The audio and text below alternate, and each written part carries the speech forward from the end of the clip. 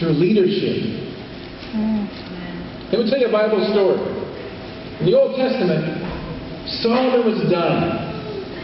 Now, when a king died in the Old Testament, it was like an election overnight. There's no voting for Obama. When he died, his son is president immediately. There's no elections in the Electoral College. So Solomon's on his deathbed. And he dies. And his son Rehoboam is immediately made king. And they went to Rehoboam and they said, Rehoboam, be nicer to us, because your dad was really tough. Man, he made us work real hard. Be nice to us. So Rehoboam said, okay, I'm king, so in 3 days come back to me and I'll give you the answer. So he went to the elders of the city. And he asked the elders, what do I do? And the elders said, be nice to the people and serve them. If you serve them, they'll be your servants. So Rehoboam went back and said, elders had good advice. So he went to the youths. The Bible says he went to the youth, the young men who grew up with him, his high school buddies, his peers. And he said, what do I do? I'm king now. I got to give the people an answer. I got 2 more days left. They're all going to show up and I got to give them an answer. And the youth said, be mean to the people. Be hard on them. Tell them, you think my dad was tough? I'm going to get tougher. So he got up, 3rd day, all of Israel showed up, and Rehoboam said, tell you what, I'm going to be harder on you than my daddy was. You thought he was tough? He beat you with whips. I'm going to beat you with scorpions. And the people, he divided Israel. Half Israel left. You got a new king, and he remained in Judah. So he split Israel in half. He got bad advice. Why? It's because he got advice from people who were not in a position of authority.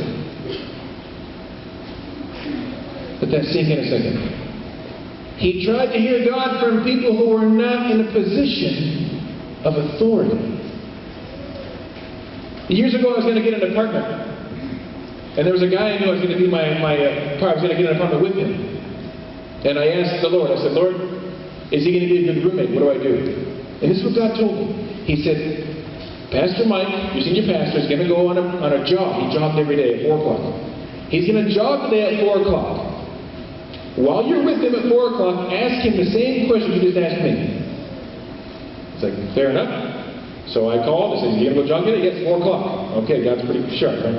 So I showed up there, and we were jogging a little bit, and I said, okay, I'm going to get a roommate. It's going to be so-and-so. What do you think? Bad idea. He's going to leave you holding the bag. He won't pay the rent. You'll be stuck by yourself. See, that's my answer. I didn't call my buddy. You know, there's nothing wrong talking to friends. But if you're in a situation you need help, you need to go to an authority. Go to a leader. Go to an elder. Go to a pastor. But Pastor Dave, I don't get it. Why can't God just speak to me? Because God uses the conduit of humility. The conduit of relationships. And he says, I'm going to speak to you. It's going to be through this person. He speaks to Moses. He speaks to leaders. Also us. But your pastor's sermons. Your pastor's thoughts.